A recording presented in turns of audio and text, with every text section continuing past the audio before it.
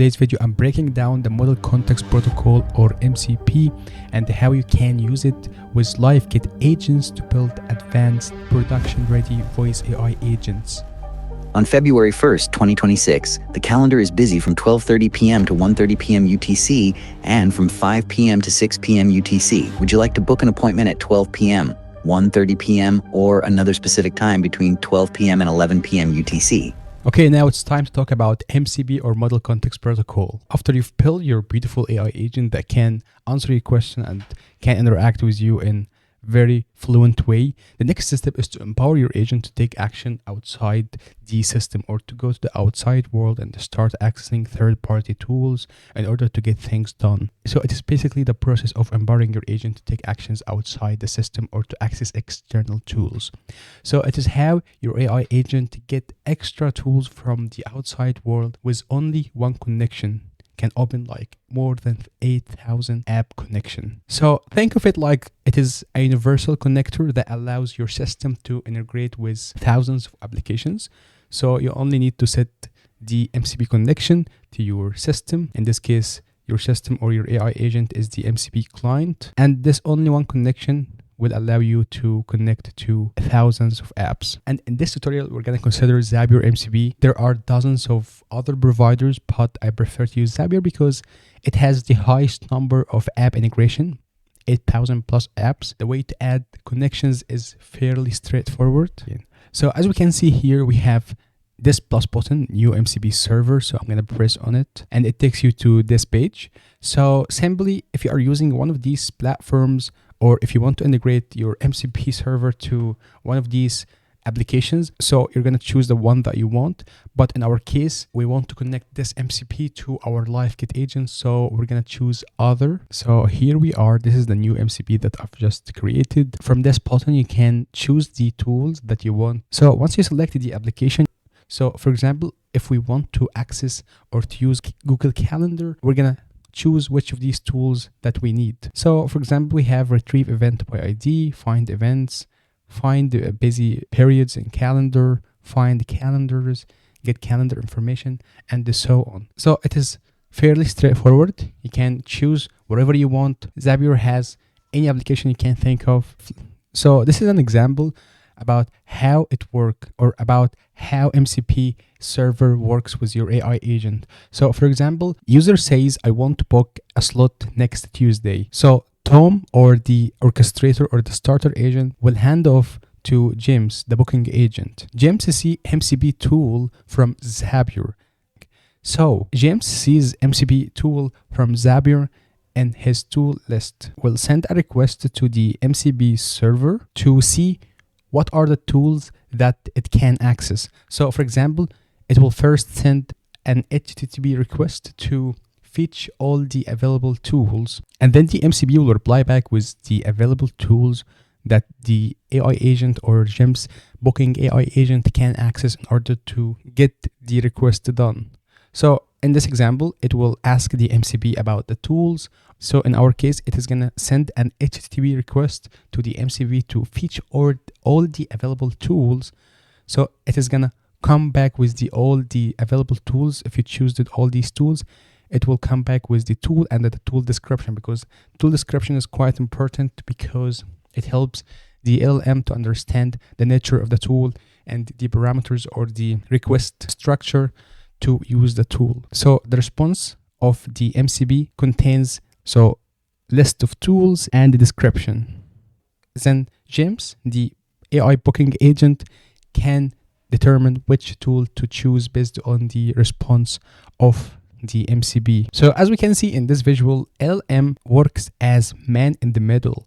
So users start interacting, like sending a query to the LLM. Then the LLM call a tool from the MCP server or perform a tool, and then the LLM app perform a tool call to the MCP system or the whole MCP server. Then the MCP server responds back with the tool output or the results and send it to the LLM in order to respond back. So this is how LLMs interact with MCP. And keep in mind, MCP isn't just for tool calling. It can be used for reading documentation and stuff like this. So for example, if you are using Supabase, and open Supabase. We can go to Supabase MCP, open the first link. It gives you the option to connect their MCP to your cursor application. So if you are doing vibe coding, you want to access your database with natural language, or you need to feature all the tools that you can access from cursor side, so you can change the schema, adjust something. So that allows you to interact with Supabase and to do pretty much everything with a perfect experience. On the other side, we have other things like documentations. So for example, in LiveKit, the framework that we are using for agent development with Python programming language. So they have LiveKit MCP for documentation. So first link, and here we go, the same button that allows you to connect LiveKit MCP to your cursor application. So MCP is a universal concept that allows your system, wherever it is an agent or any kind of software, to connect to the outside tools or the outside documentation. So I want you to think of it as a universal concept that allows your software to connect to the outside world. Something really that you need to know about, which is the two types of MCP protocols. So we have HTTP and SSE, or server sent event. Now we are no longer using this protocol. It is outdated. That's the difference, and why Streamable HTTP is way better and way easier and more flexible than SSE, the MCP old approach. So we are currently using Streamable HTTP. Now I'm going to use information from this article about comparing SSE versus Streamable HTTP. Explore MCP is shift to Streamable HTTP, comparing it to SSE, and learn how those protocols impact real-time AI data transport.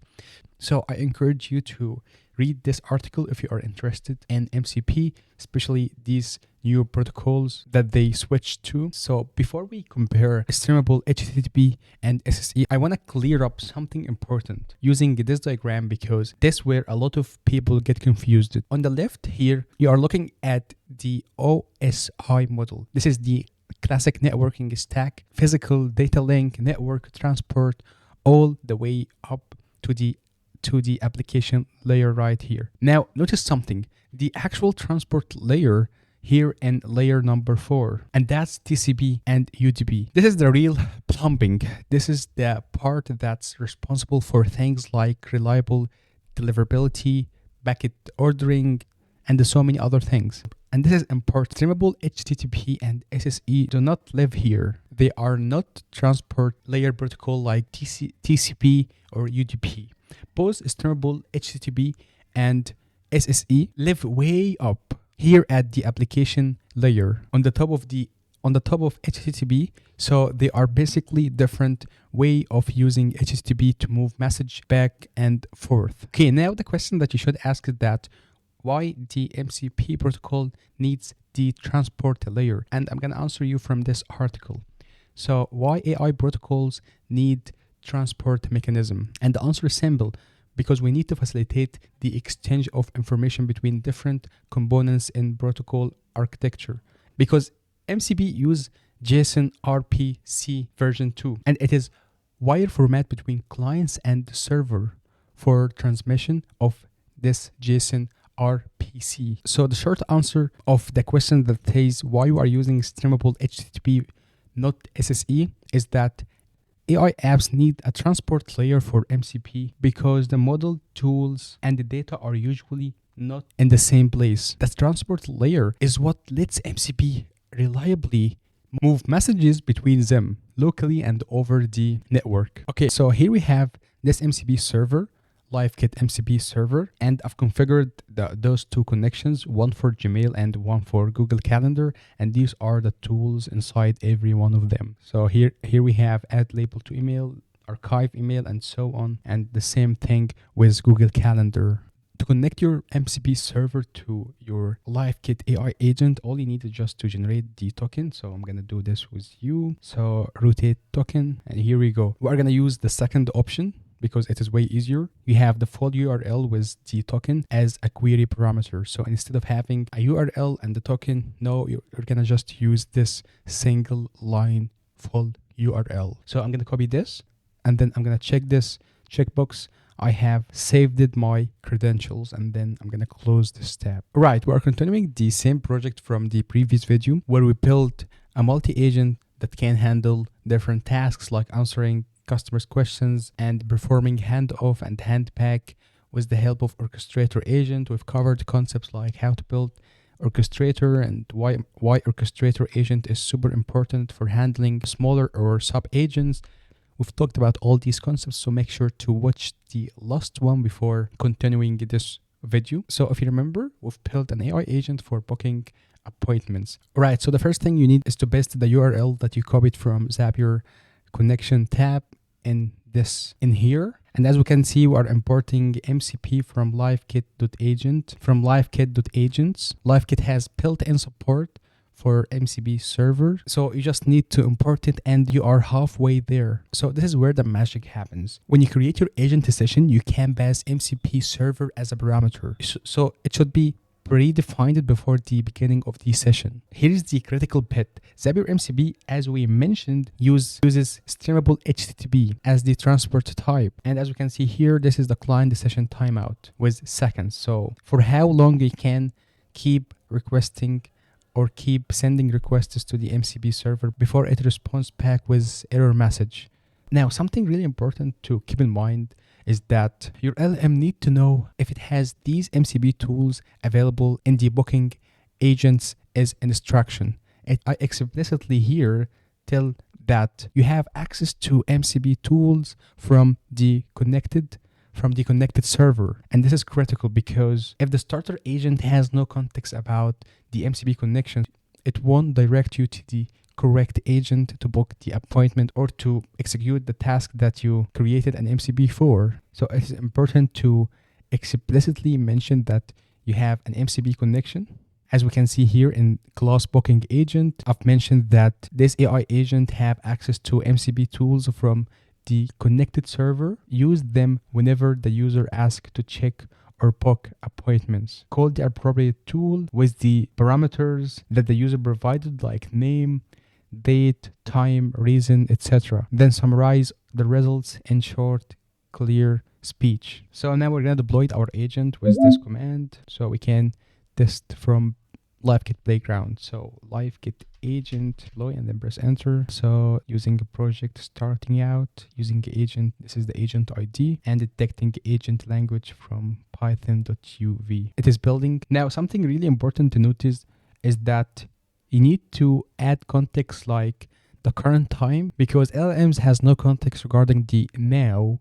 So if you are saying something like, I want you to book me tomorrow, so the agent should has context about what is the current date in order to be able to determine what is the tomorrow. We need now to go to LiveKit Playground. Here we go. So open the first link, and then we are going to choose our organization starting out, and then use starting out. It asks you to enter the agent name.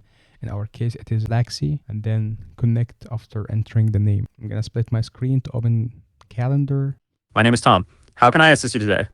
Hey, Tom, I want to book an appointment. Transferring you to James, our booking specialist. He'll help you schedule. Hello, my name is James. I understand you want to speak with the booking agent for assistance with booking an appointment. How can I assist you with your appointment today? Can you book me for tomorrow at 5 p.m.? To book your appointment for tomorrow at 5 p.m., may I know the type or reason for the appointment? The reason is that I want to buy a new laptop. The slot tomorrow at 5 p.m. UTC is already occupied. Would you like me to suggest another available time on the same day? Okay, sounds good. On February 1st, 2026, the calendar is busy from 12:30 p.m. to 1:30 p.m. UTC and from 5 p.m. to 6 p.m. UTC. Would you like to book an appointment at 12 p.m., 1:30 p.m., or another specific time between 12 p.m. and 11 p.m. UTC? What's about from 3 p.m.? The slot from 3 p.m. to 4 p.m. UTC on February 1st, 2026 is free. Should I go ahead and book your appointment then for buying a new laptop? Okay, please. I've booked your appointment for buying a new laptop on February 1st, 2026 from 3 p.m. to 3:30 p.m. UTC. Would you like to talk to Tom now or need any further assistance? Thank you very much. You're welcome. Have a great day. Goodbye.